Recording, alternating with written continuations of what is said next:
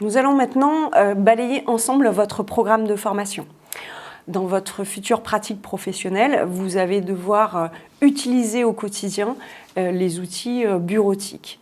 Les modules production de documents, Word, Excel, PowerPoint vont vous permettre cela. Internet et G Suite va quant à lui vous permettre de mobiliser des outils qui sont similaires, je dirais, à Word, Excel, mais qui sont des suites gratuits et qui permet aussi du partage et en tout cas un outil collaboratif. Vous allez aussi à ce moment-là apprendre à utiliser Google Meet qui vous permet de faire des séances donc en distanciel avec les apprenants. Dans votre pratique, vous allez devoir travailler en étroite relation avec les entreprises et en tout cas avec leurs besoins. On a besoin pour ça de connaître l'organisation de l'entreprise et comment elle fonctionne. Mais vous allez avoir besoin aussi de planifier des projets et d'organiser, que ce soit dans votre travail personnel tout au long de la formation, mais demain dans votre pratique professionnelle.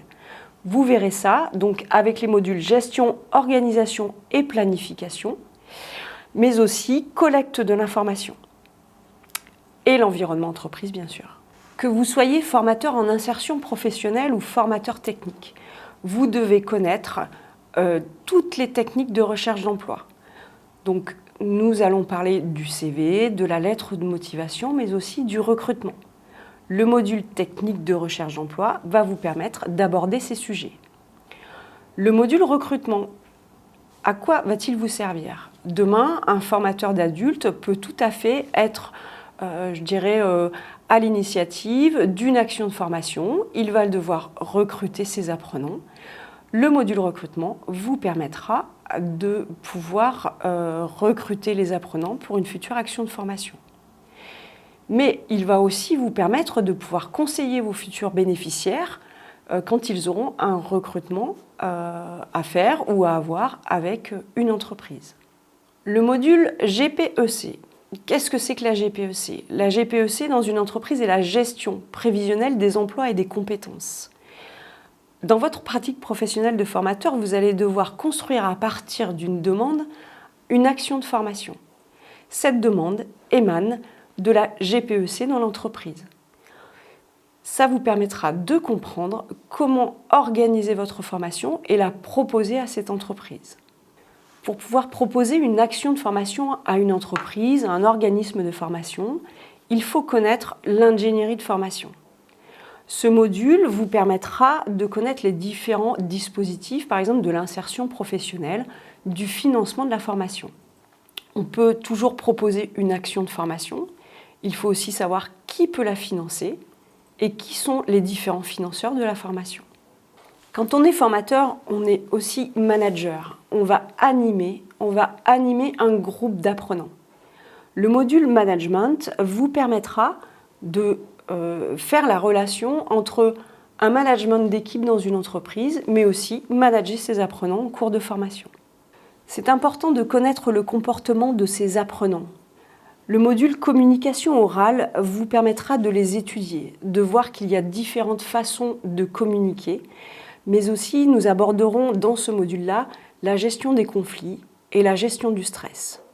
Beaucoup d'actions de formation émanent de ce qu'on appelle un appel d'offres. Un appel d'offres, qu'est-ce que c'est ? Comment ça se construit ? Comment, par exemple, Pôle emploi, le Conseil régional construit un appel d'offres ? Ce module-là vous permettra de comprendre comment est construit un appel d'offres, mais surtout quels sont les documents qu'on trouve dans un appel d'offres, comment y répondre, que ce soit sur le dossier administratif ou le dossier pédagogique. Vous aurez certainement dans votre future pratique professionnelle à devoir répondre à des appels d'offres, que vous soyez dans un organisme de formation ou dans une entreprise. L'accueil des apprenants est une partie très importante dans la formation. Et pour vous, en tant que formateur, il est très important de réussir son accueil. Vous verrez dans ce module comment accueillir les apprenants, mais aussi comment évaluer les préacquis des apprenants et d'élaborer des positionnements en fonction de votre objectif de formation. Dans le module élaboration, vous apprendrez à fixer des objectifs pédagogiques. La différence entre la formation qu'on a tous reçue au niveau scolaire, c'est qu'on pouvait nous donner, par exemple, nous dire aujourd'hui, nous allons voir le théorème de Pythagore. En pédagogie pour adultes, vous verrez qu'il est important de fixer les objectifs pédagogiques pour que les apprenants sachent où ils vont et ce qu'ils vont apprendre à faire à l'issue de votre cours. C'est dans ce module que vous saurez donc rédiger un objectif pédagogique avec les 3 critères, mais ça, vous le verrez plus en détail pendant les cours. Nous avons tous différentes façons d'apprendre les choses. Si vous regardez dans votre vécu personnel, quand vous étiez à l'école, la motivation et la façon d'apprendre étaient différentes pour chacun.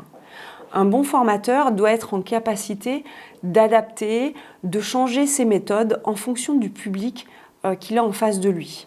Ce module conception pédagogique vous permettra de connaître les différents courants pédagogiques, mais aussi toutes les méthodes pédagogiques que l'on peut mettre en œuvre dans une action de formation.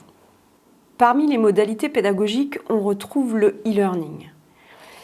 La conception des cours en e-learning peut être différente des cours que vous auriez en face à face avec les apprenants. En effet, en e-learning, les gens sont en autonomie et vous n'avez pas de feedback, de questions des apprenants. Il faut donc savoir construire vos cours en ayant cette idée en tête.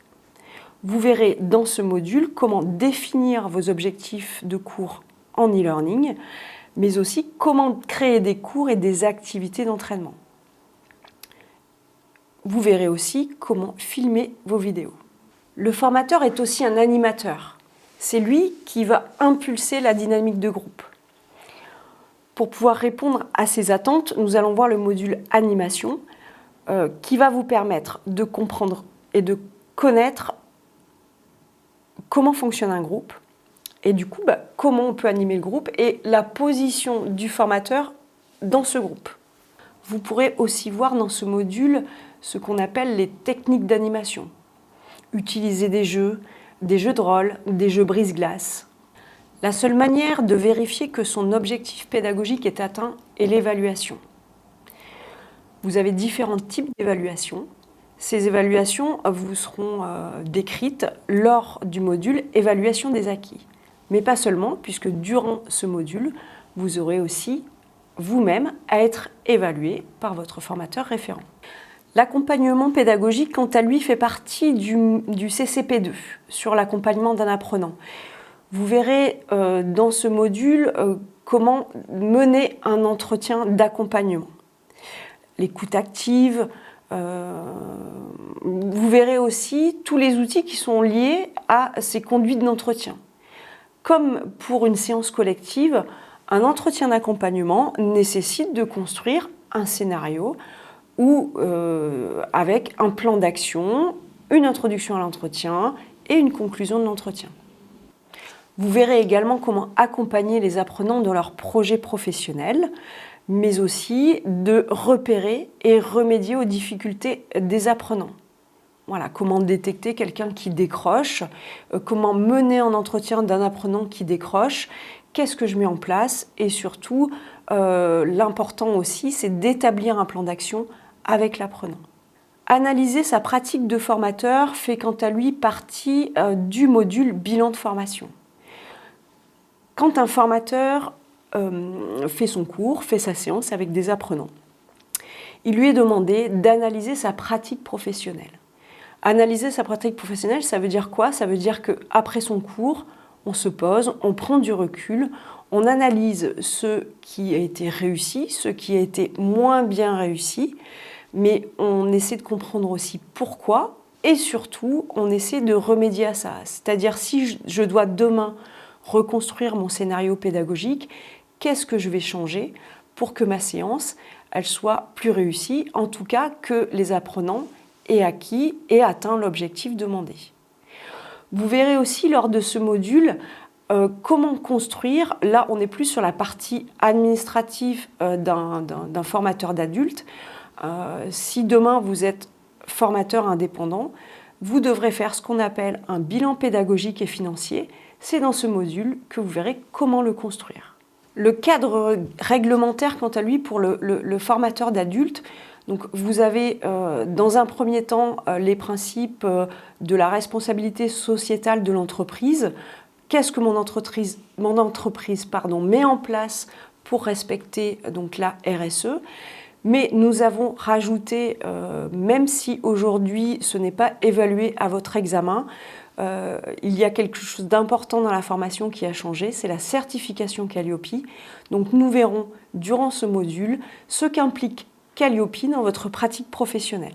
Le projet tutoré pour les formateurs professionnels d'adultes est très important. Pourquoi? Parce qu'il vous entraîne à rédiger votre dossier projet que vous aurez à l'examen.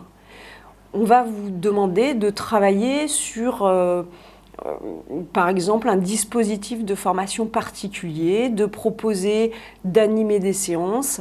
Et ça sera le moyen également et surtout de travailler en équipe.